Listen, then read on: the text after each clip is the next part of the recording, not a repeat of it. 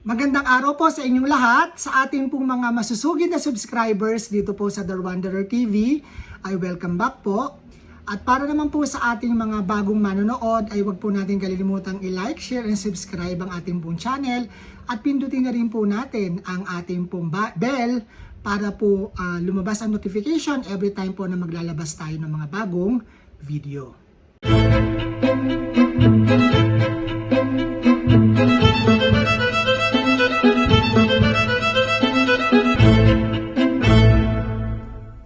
So, eto nga po, lately o nung kahapon ay biglang nagkagulo sa Facebook dahil may lumabas na bagong Marine Advisory kung saan po ay pinatutungkol nga po dito yung tungkol po sa mga training.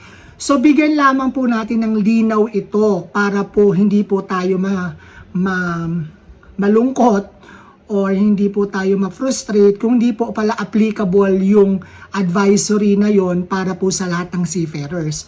So simulan po muna natin kung ano po yung sinasabi po nung advisory. So Marina Advisory number 2021-49 series of 2021, all seafarers, maritime training institutions, ship owners, manning agencies, other entities and individuals concerned.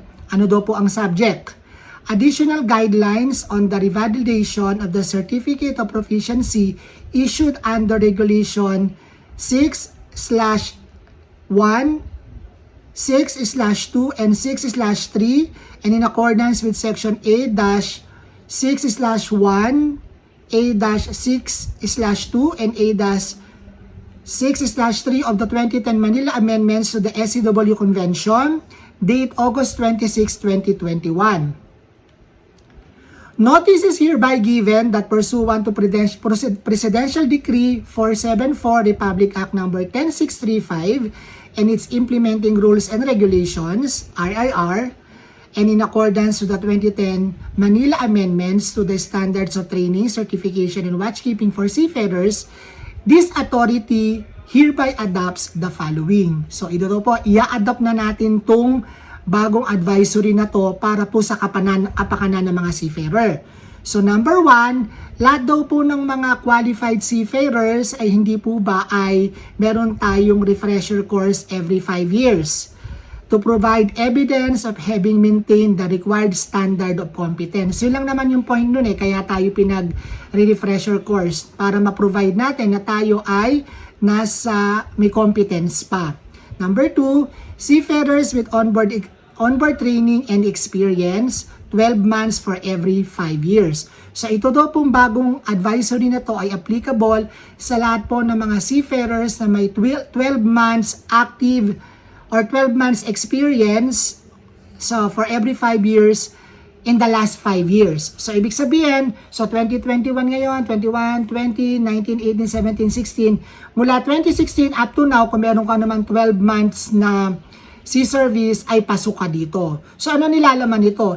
In view of this implementation, kung ikaw ay nandun sa dalawang binanggit, the following are the requirements in the application for the revalidation. Ngayon, pag-uusapan naman natin na kung paano magpapa-revalidate ng ating COP sa mga sumusunod na training.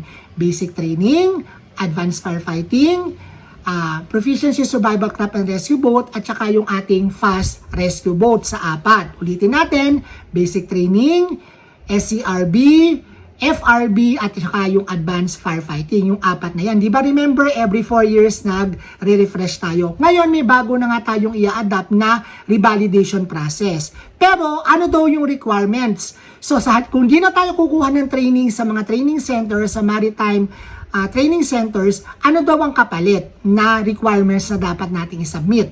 Number 1, seagoing service of not less than 12 months. Gaya nga nung nabanggit na, sea service. Lagi naman tayo meron yan bago tayo bumaba, kung nagbibigay si kapitan, tanggapin natin. Sa manning agency, hingi tayo ng sea service every time na kailangan natin.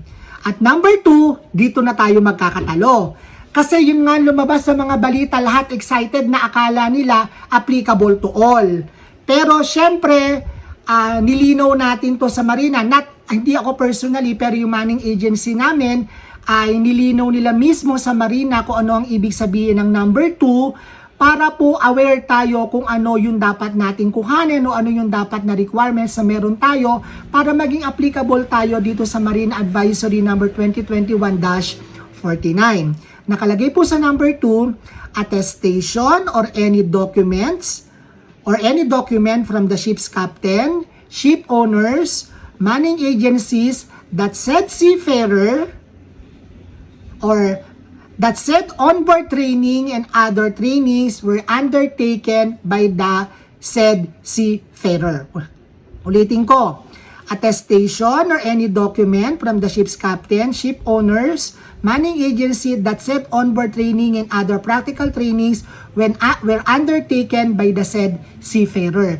So, kailangan nyo ng pagpapatunay na yung basic training ay ginagampanan nyo, na yung advanced firefighting ay ginagampanan nyo or na-train nyo sa barko, na yung SCRB at syempre kung wala naman kayong barko na merong fast rescue boat, paano mapapatunayan yon na magpapatunay na na-training kayo doon sa barko, doon sa 4 na training para kayo ay maging qualified sa bagong lumabas na Marine Advisory number 2021-49. So, bigay tayo ng example. Sa barkong sinasakyan ko ay meron kaming Bahamas approved training on board ng basic training. So, ako bilang safety officer sa barko, ako yung nagko-conduct ng basic safety training sa barko. So, meaning yung mga Filipinos o kung kahit sino mang lahi, applicable to sa lahat, yung mga Filipinos, pwede ko silang bigyan ng certificate kung mag-undergo sila ng training sa barko para magamit nila sa pagpa-revalidate. Nagets niyo na ako?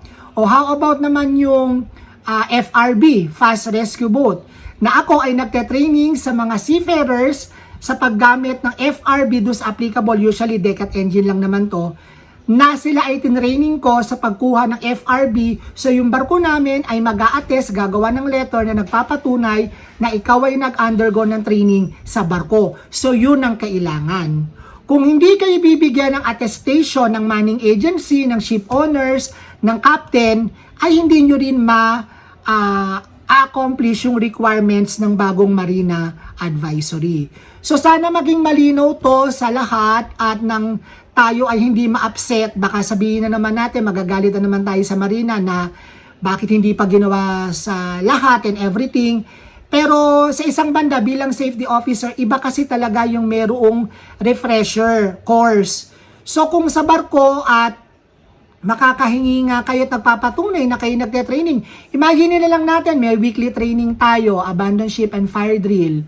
So makukonsider naman natin yun as basic training, di ba? So, I don't know, hindi ako ganun ka-expert with regards to this, pero ang importante ay meron kayong attestation or document na magpapatunay na kayo ay mayroong onboard training and other practical trainings when undertaken by the said seafarer. However, ako rin nagtataka bakit hindi pa isinama yung crowd management at crisis management.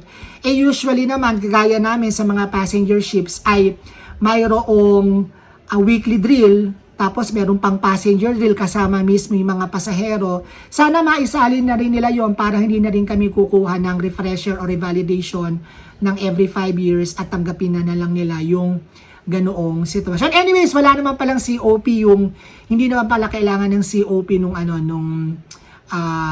training, pero sana ay maging malino yon dahil sa mga barko hinahanap pa rin yung every 5 years. So yun lamang po, sana ay maging malinaw. So once again, ito ay applicable sa mga may seagoing service of not less than 12 months in the last 5 years at attestation or any document from the ships. Hello anak, from the ships, captain, ship owners, manning agencies that said onboard training and other practical trainings were undertaken by the said seafarer.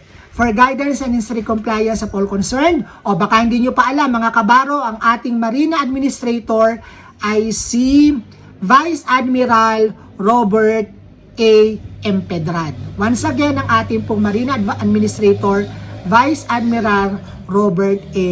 Empedrad.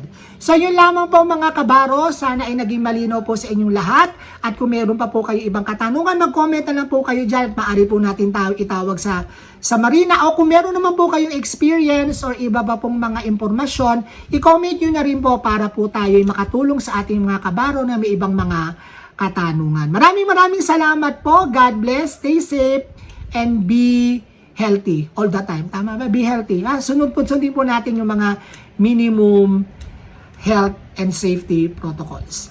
Bye!